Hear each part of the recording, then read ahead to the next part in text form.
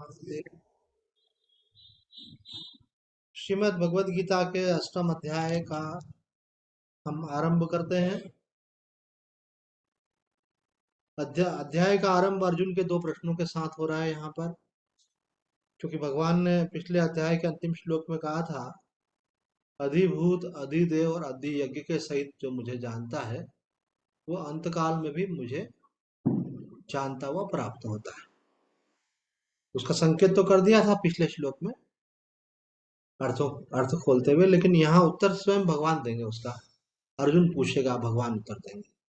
तो अर्जुन का प्रश्न है, किम तद ब्रह्म किम अध्यात्मम किम कर्म पुरुषोत्तम अधिभूतम च किम प्रोक्तम अधिदेवम किमुच्यते अधियज्ञ कथम कोत्र देहस्मिन् मधुसूदन प्रयाण काले च कथम ज्ञेयोऽसि नियतात्मभिः। श्लोकार्थ है, अर्जुन बोले, हे पुरुषोत्तम वह ब्रह्म क्या है। पहला प्रश्न अर्जुन का क्या है कि वह ब्रह्म क्या है। दूसरा प्रश्न आध्यात्म क्या है। तीसरा प्रश्न कर्म क्या है। और चौथा प्रश्न अधिभूत किसे कहा गया है। पांचवा प्रश्न अधिदेव किसे कहा जाता है। और छठा प्रश्न अधियज्ञ कौन है और इस देह में कैसे है। हे मधुसूदन नियतात्मा, मनुष्य के द्वारा अंतकाल में आप कैसे जाने जाते हैं। यह सातवां प्रश्न अर्जुन का है। अब यहाँ पे स्पष्ट ही है कि वह ब्रह्म क्या है, अर्थात ब्रह्म शब्द से क्या समझना चाहिए, ऐसा अर्जुन जानना चाह रहा है। और जब आध्यात्म शब्द का प्रयोग किया जाता है, हम लोग बोलते हैं ये आध्यात्मिक है, आध्यात्मिक रुचि है, आध्यात्मिक मार्ग है, तो आध्यात्म का मतलब क्या होता है। तीसरा हम बोलते हैं भाई कर्म। कर्म शब्द का प्रयोग अलग अलग अर्थों में किया जाता है, लेकिन बोले कर्म करोगे तो कल्याण होगा, तो कौन सा कर्म करेंगे तो कल्याण होगा, और कर्म का एग्जैक्टली मीनिंग क्या है वो सब यहाँ बारीकी से बताया जाएगा। आपने जो अद्भुत कहा उसका अर्थ क्या है, अधिदेव जो कहा और अधियज्ञ जो कहा, उन तीनों का अर्थ भी क्या है अर्जुन जानना चाह रहा है। जिसके लिए भगवान ने कहा, इसको जानते हुए अगर जान लोगे तो अंतकाल में भी मुझे जानते हुए मुझे प्राप्त हो गए। और अर्जुन कह रहा है कि हे मधुसूदन, जो पुरुष वशीभूत अंतःकरण वाले हैं, अर्थात जो संसार से सर्वथा हटकर अनन्य भाव से केवल आप में लगे हुए हैं। क्योंकि अर्जुन का प्रश्न है गेयो से नियत आत्मा भी, तो नियत आत्मा भी का अर्थ करते हुए बदला रहे हैं यहाँ पे कि वो वशीभूत अंतःकरण वाले। तो कहीं ना कहीं आपका मन वशीभूत रहता ही है, यहाँ तो संसार में रहेगा और यहाँ तो भगवान में रहेगा। तो जो संसार की भी भगवान की बनाई हुई माया है। तो किसी का मन वासना में रहता है, किसी का मन लोभ में रहता है, किसी का मन जो है मान सम्मान में लगा रहता है। ये ऐसा कर लें लोगों पर प्रभाव पड़ जाएगा, लोग जान जाएंगे, मान जाएंगे, ऐसे कुछ करके बताएं, प्रभावित करें लोगों को। तो ये प्रधान तीन माया है, इसमें मनुष्य फंसा रहता है, या तो वासना में, या तो लोभ में, या तो फिर मान प्रतिष्ठा के उसमें लोगों को प्रभावित करें। और यानी कितने आए चले गए कौन याद रखता है। और आप कितना ही कमा लो, एक दिन सब यही छोड़ के जाना है, फिर किस काम का। पिछला वाला बैलेंस तो इस बार मिलता नहीं है, यहाँ वाला अगली बार मिलने वाला है। और वासना के लिए तो कहा है कि वासना का जितना भोग करो वो उतनी बढ़ती है, ये नियम है, ये सब महात्मा है। एक हमारे विद्वान महात्मा मित्र है, उन्होंने बड़ा विस्तार से अध्ययन किया। बोलने लगे कि स्वामी जी, महाभारत में भी यही श्लोक आता है, भागवत जी में भी यही श्लोक आता है, विष्णु पुराण में भी यही श्लोक आता है, एक ही श्लोक तीन जगह आया है। वो क्या ध्यान से सुनने योग्य है, क्योंकि कोई शास्त्र की बात एक से अधिक जगह मिल रही है, मतलब वो विशेष ध्यान देने योग्य है। कि जैसे अग्नि में घी डालने से कभी अग्नि बुझती नहीं है, उसी प्रकार से संसार के भोगों का भोग करने से कभी भी वासना तृप्त नहीं होती है। तो कई लोगों को ऐसा आता है मन में विचार, और अभी ये सुख नहीं लेंगे, हो सकता है कि फिर बाद में सुख लेने की इच्छा ज्यादा हो जाए।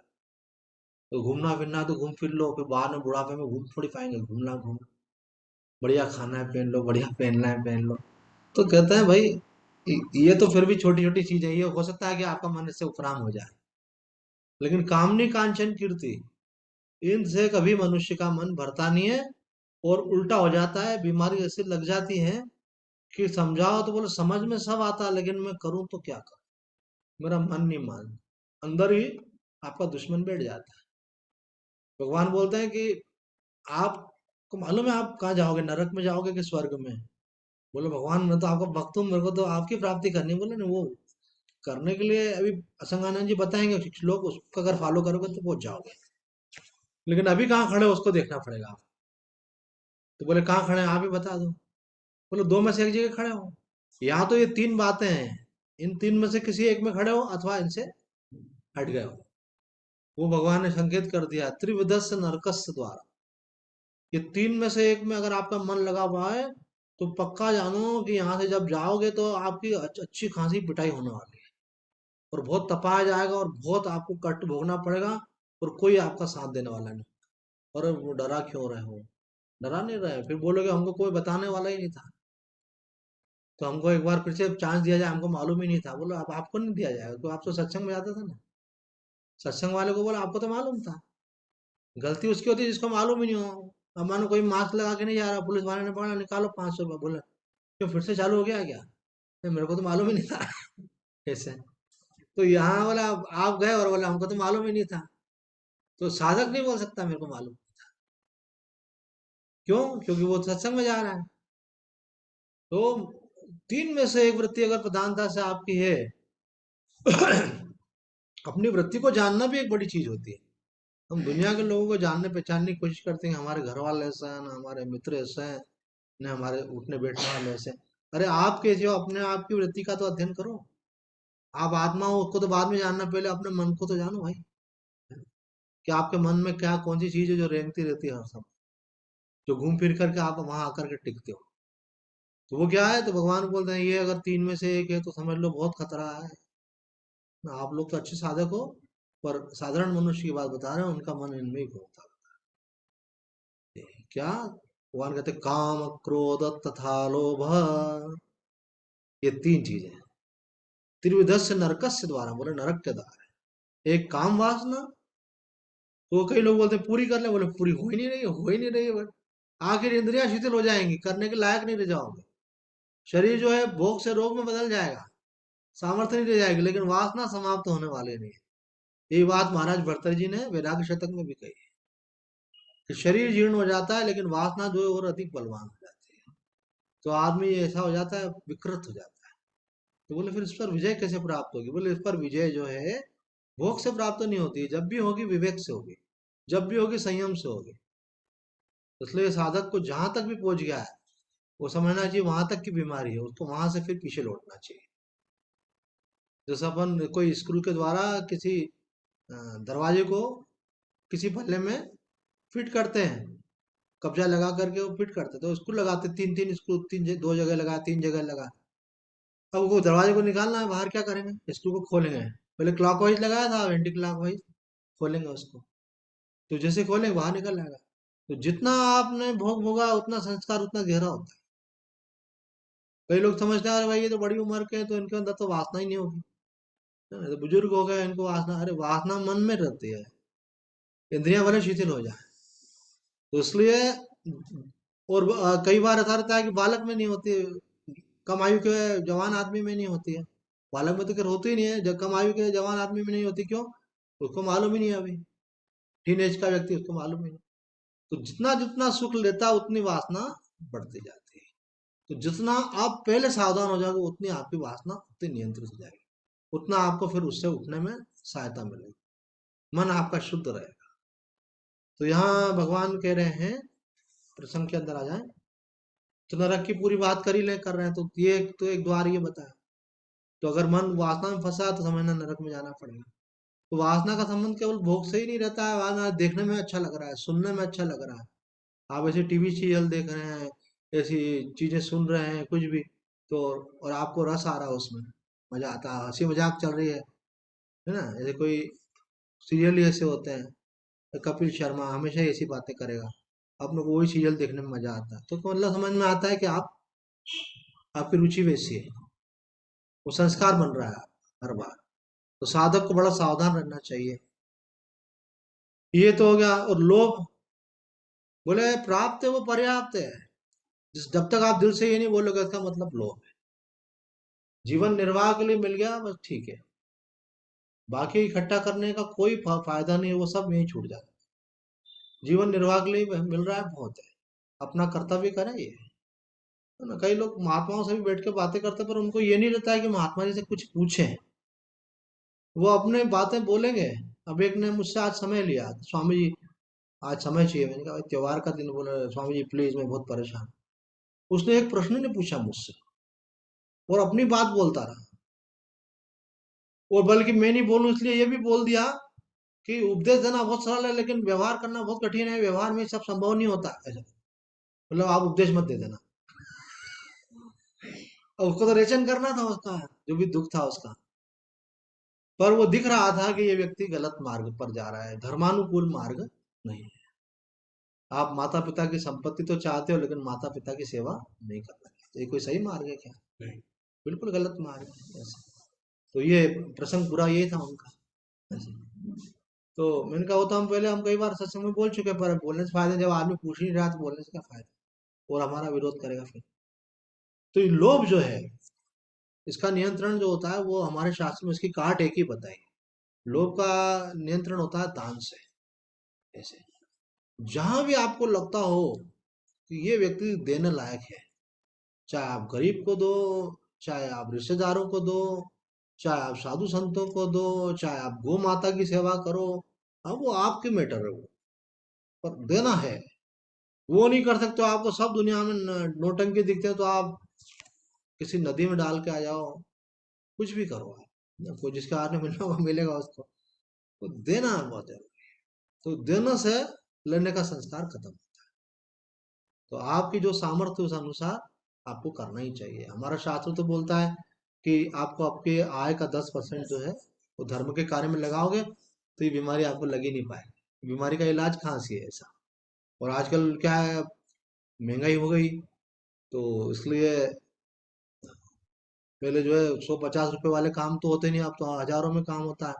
अब मानो किसी को 50,000 रुपये महीना खर्चा है, किसी का 1 लाख रुपए खर्चा है, किसी का 40,000 खर्चा है। अब उसी अनुपात में उनकी कमाई भी है ऐसा। अब इतना 40,000 कमाई है तो 4,000 दान करेंगे क्या? तो दिमाग खराब हुआ है क्या? मतलब दिमाग तो पहले खराब हो चुका, उसको ठीक करने का उपाय है ये ऐसे। तो वो महात्मा बोलते हैं उतना नहीं करो तो चलो, जितना तुम्हारी आय हो रही है अपना सारा खर्चा कर लो जितना कर सकते, फिर जो बचे उसका 10% ही कर दो, चलो कितना बड़ा डिस्काउंट कर दिया है भाई। अब बोला हमारा तो पूरा ही खर्च हुआ था, बोले ठीक है कोई चिंता नहीं, तुम मत करो, मन में भावना रखो कि बचेगा तो उसमें से कुछ करेंगे ऐसे। पर अगर आप करेंगे तो आपको लाभ मिलेगा, और कुछ नहीं करें तो ऐसा सोचे कि 1 रुपया तो मुझे रोज करना है। ये अनुष्ठान जो बताया था ना बात, ध्यान के पहले अनुष्ठान में ये बात आती है कि नित्य दान उसका एक अंग होता है। नित्य आपको कुछ करना है। ये जो हम रोज गाय की रोटी निकालने का हमारा संस्कार, कुत्ते की रोटी निकालने का संस्कार, हमारे इधर तो अभी सुविधा है, एक इधर से निकलता है गाड़ी लेकर के, और वो छोटी छोटी गैया, छोटे छोटे ग्वाल, ऐसा म्यूजिक चलता रहता है उसमें, और वो गाय की रोटी देना हो तो उसको दे दो। हाँ जी। तो बाद में वहां से गौशाला में चले जाते हैं, अच्छी बात।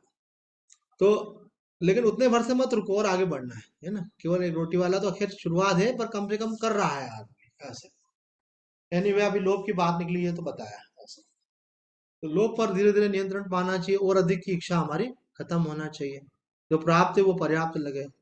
जो धन आपका नहीं है दूसरे का, उस पर नजर रखना तो सीधे सीधे लोभ है, चाहे वो माता पिता का ही क्यों नहीं हो ऐसे। उसके बाद तीसरा बताया भगवान ने, क्रोध। क्रोध आता है अपने प्रति वैशिष्ट की बुद्धि होने से, कि मैं कुछ हूँ, स्वयं के प्रति श्रेष्ठता का भाव आने से दूसरे को मन हे भाव रख करके क्रोध करते हैं ऐसे। क्रोध पर नियंत्रण करना चाहिए। तो है वही कामनी कांचन की थी, लेकिन बदल करके बोला ऐसे, लोभ को यहाँ पे और क्रोध को बोला, और वहां पे लोभ, तीनों चीजों। तो यहाँ बोले नरक के द्वार है इनसे बचो। अब स्वर्ग में जाना तो गणनाथ जी महाराज कहते हैं कोई व्यक्ति कहाँ से आ रहा है मालूम पड़ जाता है कि स्वर्ग से आ रहा है कि नरक से आ रहा है ना। तो बोले घर से आ रहा है कि दुकान से आ रहा है तो वो तो अलग बात है, क्या बोले ये महापुरुषों की दृष्टि है, उसके व्यवहार बताता है। जो स्वर्ग वाला होता है ना, एक व्यक्ति तो अपना नाम लिखते हैं, उसके आगे उन्होंने लिखते हैं स्वर्गीय है, तो बोले आप तो अभी यहाँ जिंदा फिर घूम रहे हो, स्वर्गीय को लगा दिया। बोले मेरा स्वर्ग का मतलब वो नहीं है जो आप लोग समझते हैं ऐसे। तो महाराज जी बोलते हैं स्वर्ग से आने वाले का पुण्यात्मा है कोई, और उन पुण्यों का भोग करके फिर वो आया है। एक तो तरफ तो दिखेगा, दूसरा उसका आचार विचार व्यवहार दिखेगा कि पुण्यात्मा है ऐसा, उसका कर्म उस प्रकार का दिखेगा। एक नरक से आया वो दिखेगा। तो महात्मा लोग समझ जाते हैं। तो कहाँ से आया ये ज्यादा इंपॉर्टेंट नहीं है, अब ज्यादा इंपॉर्टेंट ये बात है कि कहाँ जाएगा, है ना। जब आप वो तो जहाँ से भी आया वो तो आपको मालूम ही है। मालूम नहीं भी हो तो क्या करोगे मालूम करके, ना। तो अब बात ये है कि जाओगे कहाँ, तो जैसी वृत्ति है वहां जाओगे। तो सावधान रहने की बहुत आवश्यकता है। तो यहाँ भगवान बोल रहे हैं कि किम तद ब्रह्म, कि ब्रह्म क्या है, किम अध्यात्म, किम कर्म उच्यते। कर्म क्या है, कर्म शब्द से आपका अभिप्राय क्या है, तो यहाँ पे कहा है, इन सभी का उत्तर भगवान ने यहाँ पे दिया है। अक्षरम ब्रह्म परम स्वभाव अध्यात्म उच्यते, भूत भावोद्भव करो विसर्ग विसर्ग कर्म संगीता।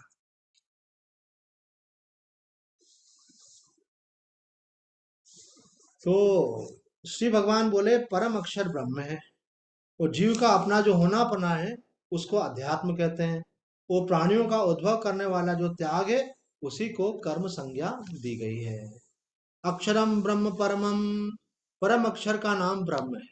यद्यपि गीता में ब्रह्म शब्द प्रणव वेद प्रकृति आदि का वाचक भी है, तथापि यहाँ ब्रह्म शब्द से परम और अक्षर विशेषण देने से यह शब्द सर्वोपरि सच्चिदानंद घन अविनाशी निर्गुण निराकार परमात्मा का वाचक है।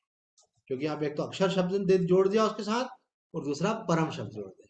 अक्षरम परमम ब्रह्म कैसा है, बोले अक्षर है जिसका क्षय नहीं होता है, और जो परम है मतलब सबसे श्रेष्ठ है, तो वो कौन है, वो सच्चिदानंद घन अविनाशी परमात्मा ही है। दूसरी बात कही स्वभाव अध्यात्म। अब देखो, अध्यात्म शब्द का प्रयोग तो हम करते हैं, उसका मीनिंग क्या है, तो भगवान कह रहे हैं स्वभाव अध्यात्म उचते। अपने भाव अर्थात अपने होने पने का नाम स्वभाव है ना। हर व्यक्ति को ऐसा लगता है ना कि मैं हूँ, ये जो भाव है उसका, ये होने पने का जो भाव है इसी को स्वभाव कहते हैं।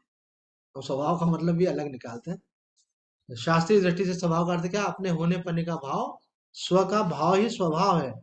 इस स्वभाव को ही आध्यात्म कहा जाता है, अर्थात जीवात्मा के होने पने का नाम आध्यात्म। आप हो ना, ये अध्यात्म। अच्छा, तो फिर हम बोलते हैं हम आध्यात्मिक हैं। आध्यात्मिक का मतलब है कि आपका ध्यान अपने होने पने पर, और संसारी का मतलब है आपका ध्यान अपने होने पने पर नहीं है, आपका ध्यान संसार के विषय वस्तुओं पर है, विषय वास्तव। अपना होना पना और परमात्मा का होना पना आगे चल करके ये समझ में आ जाती है साधक को कि ये दो नहीं है, अस्तित्व एक ही है। तो सत्ता के रूप में जो आपको अपना होना अपना अनुभव हो रहा है वो परमात्मा का ही अनुभव हो रहा है। उसमें आप जीव भाव को देह भाव को मिला देते हो, उसको मत मिलाओ। तो अहम अस्मि, आई एम दैट, आप जो अनुभव कर रहे हो कि मैं हूं, वही वास्तव में परमात्मा। हमने कल के सत्संग में भी ये बात कही थी कि डोंगरे महाराज जी ने कथा में प्रवचन करते हुए बात कही, कल सुना था, परसों हमने तो वही बात बोली कि भाई भगवान का मंदिर में दर्शन करना सामान्य दर्शन है, भगवान का किसी मनुष्य में दर्शन करना विशेष दर्शन। हम हमारे साथ जो व्यवहार कर रहे हैं उनमें हम भगवत दर्शन कर रहे हैं, और भगवान का आत्मा के रूप में दर्शन करना सर्वश्रेष्ठ दर्शन है। जब आप आत्मा रूप से जान लोगे तो आपको मालूम पड़ेगा अरे वो आत्मा, वो तो सभी के अंदर वही विराजमान है। उसका मतलब क्या होगा, फिर आप उस परमात्मा को जान जाएंगे जो सबके अंदर आत्मा रूप से विराजित है। रमन महर्षि जी कहते हैं कि आत्मा के रूप में परमात्मा को जानना ही परमात्मा को का वास्तविक दर्शन करना, ये उनका वास्तविक दर्शन है। कई लोग क्या होता है मंदिर में बहुत चक्कर में रहते हैं, कई लोग तो संसार के चक्कर में थोड़ा उससे निकल जाते हैं, उससे बेटर है। पर कई लोग मंदिर के चक्कर में ज्यादा, मंदिरों में जाएंगे लेकिन उनको सत्संग की रुचि नहीं रहती है। मंदिर में जाकर मांगते सरी का मांगते रहते हैं जिंदगी, और उनका रोतलापना भी मिटता नहीं, क्योंकि भगवान कितना ही दे, लेकिन आदमी की खोपड़ी तो ऐसी है कि एक कथा आती है ऐसी, एक व्यक्ति एक राजा के दरवाजे दरवाजे पे जाके आवाज दे, हे कोई माई का लाल मेरा खप्पर भर दे। तो उन्होंने कहा क्या बोल रहे हो, राजा के दरबार के सामने खड़े हो, हे कोई माई का लाल, राजा को चैलेंज करो, तुम्हारे पास खप्पर इतना सा, इसमें क्या चाहिए तुमको, बोलो। बोले तुम दे सकते हो दो। उन्होंने ला करके उसमें रोटी डाल दी, तो रोटी गायब हो गई, उसमें दाल डाली तो दाल गायब हो गई। बोले कि कोई माल चाहिए, उन्होंने काजू किशमिश ये डालो, वो गायब हो गई। घोड़ा है वो, पता नहीं क्या है, जादू वाला खप्पर है। तो उन्होंने सोचा कि कुछ इसको विशेष डालो उसमें, तो उन्होंने रुपया पैसा डाला, वो भी गायब हो गया। बोले, क्या करो? बोले, इसमें सोना चांदी डालो। राजा के दरबार में आया, वो डाला, वो भी गायब। राजा को सुना दी, उसके चांदी सोना डाल दिया, वो भी गायब हो गया। राजा चल करके आया, हो गया, हे कोई माई का लाल, मेरा खप्पर भर दे। बोले, हीरे मोती जवाहरात जो सबसे कीमती चीज है वो डाला, वो भी गायब। वो समझ गया राजा ये कोई साधारण फकीर नहीं, गिर पड़े। बोला, महाराज जी क्या बात है, आप क्या चाहते हैं, आप ऐसे चैलेंज कर रहे हैं, उनको बताइए तो सही रहस्य क्या है, और ये खप्पर का कैसा है? बोले, ये खप्पर जो है आदमी के दिमाग की खोपड़ी का बना होगा। ये खोपड़ी ऐसी है कि ये कभी कभी ये नहीं बोलती कि पर्याप्त है, और अधिक और अधिक। अपने लिए कमा लिया, बच्चों के लिए कमा लिया, सात पिस्तों के लिए कमा लिया, नाम के लिए, प्रभाव के लिए, कोई अंत नहीं है, उसमें लगा रहता है। तो यहाँ पे बोल रहे हैं कि अगर आप जब तक अपने आत्मा को नहीं जानोगे, अपने को व्यक्ति मान करके फिर इन अभाव में निरंतर बने। वास्तव में अभाव एक जो है ना, बहुत बढ़िया चीज है। क्या? अभाव हमको स्वभाव में ले जाने के लिए होता है। अब किसी को कोई अभाव ही महसूस नहीं हो रहा है, तो वो तो बढ़िया दुनिया में जिएगा। जब आपको कोई भावनात्मक रूप से अभाव महसूस होता है कि मुझे कोई किसी का प्रेम का अनुभव नहीं है, मैं अकेलापन महसूस कर रहा हूँ, अथवा मेरे पास जो धन है वो पर्याप्त नहीं, तो अभाव महसूस हो रहा है। अथवा आपको सब सुविधाएं हैं लेकिन फिर भी लग रहा है कि जैसा होना चाहिए एग्जैक्टली वैसा नहीं है, तो अभाव। तो आपको लगता है आखिर मैं चाहता क्या हूँ? तो साधारण मनुष्य जब बुद्धि लगाता है तो उसको लगता है कि अभी ये गर्मी शुरू हो गई ना, तो अभी ये एसी होना चाहिए होगा, एसी हो जाए तो फिर अपने को थोड़ा सा अच्छा लगेगा। फिर वो एसी लगा लेता है, तो फिर बोला अब क्या चाहिए? बोला अब वैसी वाली भी चाहिए, फिर वो वैसी भी लगा लेता है।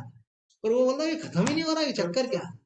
तो बोले, ये अंदर क्या, ये बेचैनी मिटती क्यों नहीं है? बोला, हाँ, अब आया ऊट पहाड़ के नीचे, उसको समझ में आता है कि संसार में सब अनुकूलताएं मिलने पर भी बेचैनी मिटती नहीं है। कई लोग तो सोचते हैं कि हमारे पास ये संसार की चीजें नहीं है इसलिए बेचैन, लेकिन कई लोगों को ये बात समझ में आ पाती तो भगवान की कृपा है। तो समझ में आता है कि अरे समस्या कहीं और है, हम ढूंढ कहीं और रहे हैं। समस्या जो है अंदर है, हम ढूंढ रहे हैं बाहर। ऐसे है ना, ऐसे कथा आती है कि एक महिला जो है अपनी कुटिया के बाहर जो है सुई ढूंढ रही थी। तो किसी ने बोला कि माता जी क्या ढूंढ रहे थे देर से, आप बहुत परेशान हो रहे हैं। तो बोले कि मैं सुई ढूंढ रही हूँ। तो बोले कहाँ गिरी थी? बोले कुटिया के अंदर गिरी थी। बोले गिरी अंदर थी तो बाहर क्यों ढूंढ रहा हूँ? तो बोले मैं लोगों को यही बताती हूँ कि तुम सुख को बाहर खोज रहे हो, सुख तो तुम्हारे अंदर है। तो वो प्रतीकात्मक था, मतलब लोगों को समझाने के लिए ऐसा करती थी। जो आएगा पूछेगा माता जी क्या हो गया, तो बोले कि बेटा सुई खो गई। बोले कहाँ खो गई? बोले अंदर खो गई। बोले माता जी बाहर क्यों ढूंढ रहे हो? तय नहीं समझते हो? बोले तुम समझते हो क्या? बोले हाँ। बोले तुम कहाँ खोज रहे हो, तुम भी तो दुनिया में खोजने में लगे हो कि कोई व्यक्ति मुझे सुख दे देगा, कोई वस्तु मुझे सुख दे देगी, कोई परिस्थिति सुख दे देगी, कोई पद दे देगा। हाँ, कोई नहीं देगा, अंत में फिर आपको लगेगा इतना टाइम हमारा वेस्ट हो गया।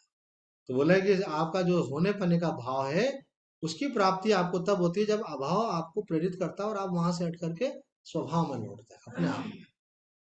अपने अंदर ही वो आनंद है जिसकी खोज हम बाहर कर रहे हैं, अपने अंदर ही वो रस है, पर अंदर लौटना पड़ेगा। वो महापुरुष संत हमको मार्ग दिखाते हैं। यहाँ बोले अपना होने पने का जो भाव है वही आध्यात्म कहलाता है। और सारे साधन जो है उसी को प्राप्त करने के लिए, चाहे वो पूजा पाठ जब तक हो, लेकिन वहां रुक नहीं जाओ। तो वहां जाकर के क्या है, अब आपको ज्ञान तो है नहीं, अब आप भगवान के पास गए तो आप भगवान तो आपसे बात करेंगे नहीं, ज्ञान है नहीं, आप भगवान से मांगते रहे, जिंदगी निकल जाएगी आप। तो आपको ज्ञान तब होगा भगवान की कृपा से, जब आपको कोई संत मिलेगा, कोई गुरु मिलेगा, कोई विद्वान मिलेगा। वो आपको बताएगा बेटा कि तुम जो है मंदिर में तो आते हो, शांति तब मिलेगी तुमको जब भगवान की अनुभूति होगी। तुम भगवान से संसार मांगते रहोगे तो भगवान की अनुभूति कैसे होगी? तुम भगवान से भगवान को मांग ऐसे। बोले भगवान का करूंगा क्या, मैं अचार डालूंगा क्या, तो क्या है ना, मेरे को तो पैसा चाहिए, मेरे को तो भोग चाहिए, मेरे को अनुकूलता चाहिए। बोले ठीक है मांग ले, ये जिनके पास है वो तृप्त हो गए हैं क्या? जब वो तृप्त नहीं हुए तो तू कैसे तृप्त हो? इसलिए बढ़ आगे। तो क्या होता है, मनुष्य अपनी वासनाओं को इतनी आसानी से छोड़ता नहीं है। कोई संत के पास पहुंच जाए ना, संत बड़े नरम स्वभाव के होते हैं और बड़े कड़क भी होते हैं, अपने प्रति कड़क और साधक के प्रति नरम।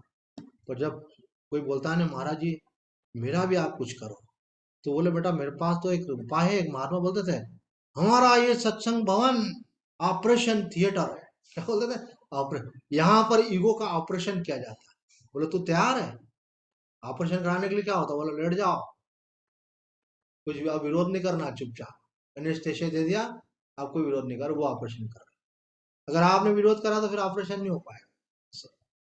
बोले मैं अवेलेबल हूँ, आप जो बोलो मैं आप कोई विरोध नहीं करूंगा। है ना? एक पत्थर होता है मूर्तिकार, उसकी मूर्ति बनाता है, पत्थर में से मूर्ति निकालता है। तो पत्थर ये नहीं बोलता अरे इधर छेनी मत चला, उधर मत चला, अगर वो मना करता रहे तो फिर वो मूर्ति नहीं निकल सकती। तो साधक जब किसी संत के पास जाता है और वो बोलता है कि मेरे अंदर जो दोष है उनको आप निकालो, हाँ भाई एक गलती बताओ, तो भग जाता है आदमी। उसको बोला आज से ये करना, तो वो करने को तैयार नहीं होता, और बोलता मेरा कल्याण नहीं हो रहा। तो मैंने बोला पहले तो तू एक आदमी ऐसा ढूंढ ले, कोई गुरु जिसकी तू बात मान सके। आदमी संत भी वो ढूंढता है जो उनके अनुसार हो, ऐसा। अपने अनुसार संत चाहता है, संत के अनुसार अपने को नहीं बनाना चाहे ऐसे।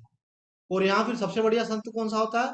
जो मर गया है, क्योंकि वो तो बोलेगा ही नहीं क्या फोटो है, और ये बहुत बड़े संत थे, ये इतने बड़े आचार्य थे, हम तो इनको मानते हैं। उसको मानने में थोड़ी सुविधा रहती है क्या, क्योंकि वो बोलते नहीं अपने को, कुछ डिस्टर्ब नहीं करेंगे, आप कुछ भी करते जाओ, उनकी वाणी का अपने हिसाब से अर्थ निकालते रहो, है ना? वो बोलेंगे भाई तेरी मर्जी है।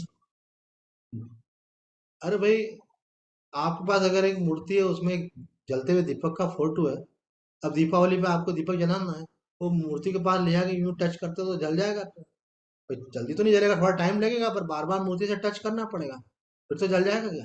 नहीं जलेगा, नहीं जलेगा। फोटो वाले से काम नहीं बनेगा, जले हुए दीपक से ही दीपक जलेगा। तो किसी न किसी जीवंत संत में जब तक आपकी श्रद्धा नहीं होगी, आपका कल्याण होने वाला है। ढूंढो, आपको कोई ना कोई मिलेगा। जब आपको लगेगा हाँ इनके अंदर वो ज्ञान का प्रकाश है, और मुझे अब इनका मार्गदर्शन लेकर के आगे बढ़ना है। पहले तो संतों का नेचर ही नहीं रहता किसी की गलती बताने, वो काहे को बोलेंगे आपको। एक व्यक्ति ने अखंडानंद जी महाराज को बोला, महाराज जी हमारी कोई गलती हो तो आप बताया करो ऐसे। तो महाराज जी ने बोला तो क्यों? तो बोले उससे हमारा सुधार हो। बोले तुम्हारा सुधार होगा, हमारा बिगाड़ हो जाएगा। क्यों? दूसरे की गलती देखने की आदत पड़ जाएगी हमको ऐसे। बोले नहीं महाराज जी, आपका तो कोई बिगाड़ होने वाला नहीं है, आप तो बस केवल ऐसे ही बोल रहे हैं। तो दोष दर्शन करने का उनका स्वभाव थोड़ी रहता है। पर अब कोई चाहता है तो फिर वो, मैंने एक महात्मा को देखा भी ऐसा बोला, अरे बेटा तुम बोल रहे हो, पर दो बातें हैं, एक तो ये है कि बोलने से आदमी को बुरा लगता है, कि कोई कमी बताओ ना, तो सत्संग में खुद ही देख लिया करो, वो जो बताते हैं उसमें कोई वाली हो तुम्हारी तो उसको ठीक कर लिया करो। तो डायरेक्ट बोलेंगे तो बुरा मान जाओगे, कोई सत्संग में ही नहीं आओगे तुम। एक और दूसरी बात है कि हम बता भी देंगे तो तुमका सुधार लोगे क्या? तो बोले कोशिश करेंगे महाराज जी ऐसे। तो आदमी अपने संस्कारों को छोड़ना बहुत कठिन होता है, नाराज हो जाता है फिर वो। इसीलिए एक श्लोक बनाया गया इसके लिए, कौन सा? वो बहुत प्रसिद्ध श्लोक है अपना, उपनिषद का मंत्र है, सहनाववतु सहनो भुनक्तु सह वीर्यं करवावहै। तो भाई उसमें माँ विद विषावहै जो शब्द कहा गया है वहां पे, उसका मतलब है कि हमारा परस्पर वेर नहीं हो गुरु शिष्य का। तो गुरु से शिष्य का काहे का वेर? गुरु तो देने का काम कर रहा है शिष्य को, तो शिष्य तो उनसे हमेशा प्रसन्न रहना चाहिए। बोला नहीं दे तो रहा, लेकिन वो ज्ञान देना आजकल सब सबसे खराब लगता है ना। जैसे आज हमको कोई व्यक्ति बोला था ना, बोलो उपदेश देना बहुत सरल है, करने जाओ तो मालूम पड़ता है ना, बहुत तकलीफ होती है। मैंने कहा बात तो सही बोल रहे हो तुम, करने में तकलीफ होती है, बोलने में थोड़ी तकलीफ होती है ना। बोलने में बोले पहाड़ उठाओ, और उठा लो तो मालूम पड़े भाई पहाड़ आप ही दब जाओगे उसके नीचे। तो वहां कहा है कि दोष दर्शन कोई आपका करेगा तो आदमी खराब लगेगा। आप समाज में भी देख लो ना, जो आपकी प्रशंसा कर, अरे आप बहुत अच्छे लग रहे हो, थैंक यू, है ना, आपका स्वभाव बहुत अच्छा, बोलो थैंक यू, और बोले देखो ये मेरे को समझ पाया ऐसा। तो किसी ने बोला आप जो ये चिड़चिड़ करते हो नहीं अच्छी बात नहीं, तो तुम नहीं करते हो क्या? हैं? हैं? तो तुमको सुधरे हो क्या? तो आपकी गलतियों को दिखाया तो आपको खराब लगता है वो, और आपकी प्रशंसा करे तो वो अच्छा लगता है। तो गुरुजनों का काम क्या है? आपको सुधारना है तो वो आपका दोष देखेंगे, बताएंगे। माँ होती है बच्चे का दोष देखती है, उसको सुधारती है। सब बोलते हैं ये किसका बच्चा है, बहुत अच्छा है, पर माँ थोड़ी उसको छूट दे देंगे कुछ भी करता रहे, ऐसे बैठ ऐसे खाया कर ऐसे उठा कर। तो ऐसे गुरु का काम भी ये रहता है। पर कभी हम जब समर्पण कम होता है तो बुरा मान जाते हैं। तो यहाँ बोल रहे हैं आपको अपने स्वभाव में आने के लिए अभाव काम करता है। माँ बोलती है अभाव स्वभाव में ले जाने के लिए, लेकिन उसके लिए बीच में कड़ी है, कोई संत। यहाँ आपका खुद का विवेक इतना प्रखर हो कि आप अपने दोषों को समझकर धीरे धीरे ठीक करें। विवेक तो सबके पास होता है, लेकिन विवेक अनुसार आचरण करने में बहुत सारी युक्ति लगानी पड़ती है। ऐसा नहीं ऐसा, जैसे अभी एक युक्ति अभी हमने आपको बताई थी, वो अगला अगला पॉइंट वही आ रहा है कि स्वभाव के बाद में दूसरा बोला है विसर्ग कर्म संगीता। मतलब उसका अर्थ क्या है, स्थावर जंगम जितने भी प्राणी देखने में, स्थावर संगम जितने भी प्राणी देखने में आते हैं, उनका जो भाव है, होना पना है, उस होने पने को प्रकट करने के लिए जो विसर्ग अर्थात त्याग है, उसी को कर्म कहते हैं। कर्म किसको कहते हैं? अपना होना पना है, इसको प्रकट करने के लिए जो आपको त्याग करना पड़ेगा, उस त्याग का नाम विसर्ग। विसर्ग को ही कर्म कहा गया, विसर्ग कर्म संगीता। आपका होना बना मतलब जो आपका अस्तित्व है, आपका आत्मा है, अब वो आपको अभी अनुभव में नहीं आ रहा है, तो अनुभव में कैसे आएगा? बोले उसके लिए आपको कुछ त्याग करना पड़ेगा।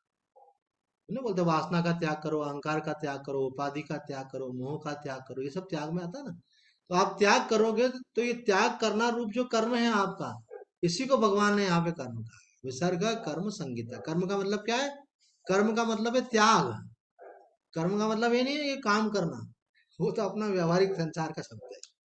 भगवान यहाँ क्या बोले, विसर्ग कर्म संगीता। त्याग ही कर्म है।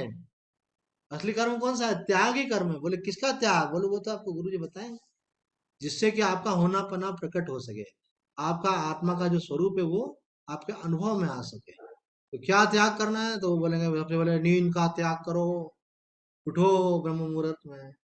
बोले प्रमाद का त्याग करो, उठो और उठ करके बैठो भजन में। बोले देह के संबंधियों के मोह का त्याग करो, ज्यादा मिलना जुलना बंद। ऐसा बोले देह की आसक्ति का त्याग करो, देह को ज्यादा खिलाने पिलाने सजाने संवारने में टाइम वेस्ट नहीं करना। तो धीरे धीरे आप एक एक पॉइंट नोट करते जाओ दिन, और उसके बाद उसके अनुसार जीवन में जीते जाओ, तो देखोगे आपका उत्थान होता चला जाएगा। अब हम जो श्लोक आरंभ में ले रहे थे ध्यान के पहले, उसको फिर से लेते हैं। गीता में एक श्लोक आता है जिसमें कहा है, व्यवसायत्मिका बुद्धि एके कुरु नंदन, बहुशाखा अनंताश्च बुद्धयो अव्यवसायिन। ये देखो होली के लिए आपका विशेष जो है ये विचार दे रहे हैं गीता जी की तरफ से, कि आपको एक निष्ठ होना जरूरी है बहुत। जब तक एक निष्ठ नहीं होंगे काम बनने वाला है। तो उसके लिए भगवान ने यहाँ सूत्र दिया कि व्यवसायत्मिका।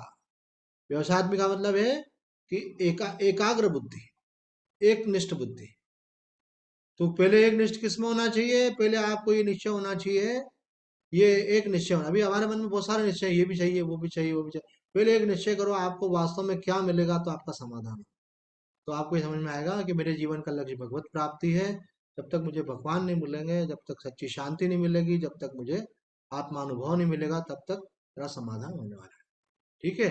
सबसे पहले आपको एक निश्चय करना है, मेरा लक्ष्य क्या है, नंबर वन।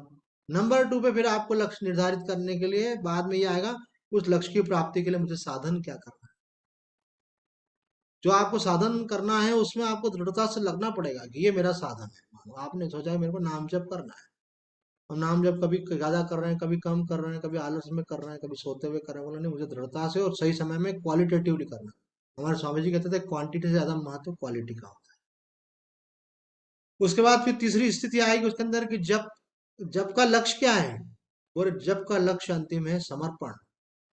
जब करते करते धीरे धीरे अपने अहम भाव को मिटाना है, परमात्मा में प्रेम बढ़ाना और परमात्मा को समर्पित होना। तो पहला निश्चय भगवत प्राप्ति करनी है, दूसरा निश्चय साधन करना है, और तीसरा निश्चय क्या है? समर्पण भाव में। सबसे सूक्ष्म चीज ये है। वहां तक नहीं पहुंच पा रहे तो बीच की स्थिति है। समर्पण भाव का मतलब क्या होता है, पहले बता चुके हैं। उसका एक सबसे पहले सरलतम अर्थ ये होता है, जो स्वामी जी बताते हैं हमारे, acceptance is symbolic to surrender. आपके जीवन में जो कुछ भी आपको परिस्थिति प्राप्त है, उसमें शिकायत मत करो, उसमें भगवान की कृपा को देखो। इसका नाम है समर्पण। आज हर व्यक्ति अपने आप से असंतुष्ट है, सबके सीने में जलन है, अरे मैं बहुत दुखी हूँ। क्यों? भगवान का किया उसको स्वीकार नहीं है। तो फिर बोले भक्ति किस लिए कर रहे हो? बोले भक्ति इसलिए कर रहा हूँ, भगवान जो आपने किया वो ठीक नहीं है, मैं जो बता रहा हूँ वो अलग करो। तो तब ठीक ये। तो सावधान हो जाओ भाई। आज इतना ही कहकर अपनी वाणी को विराम देते हैं। ओम पूर्णमद पूर्णमदम पूर्णात् पूर्णमुदच्यते पूर्णस्य पूर्णमादाय पूर्णमेवावशिष्यते। ओम शांति शांति शांति। आइए प्रेम से भगवान का नाम लें। श्रीमन नारायण नारायण नारायण, श्रीमन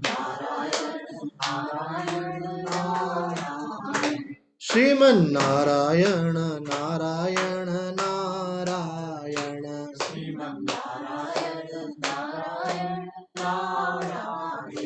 भजमन नारायण नारायण नारायण,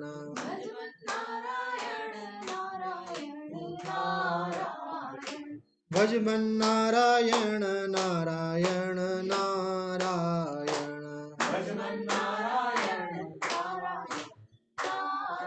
सच्चिदानंद भगवान की जय। होली की आप सभी को बहुत बहुत पुनः शुभकामनाएं।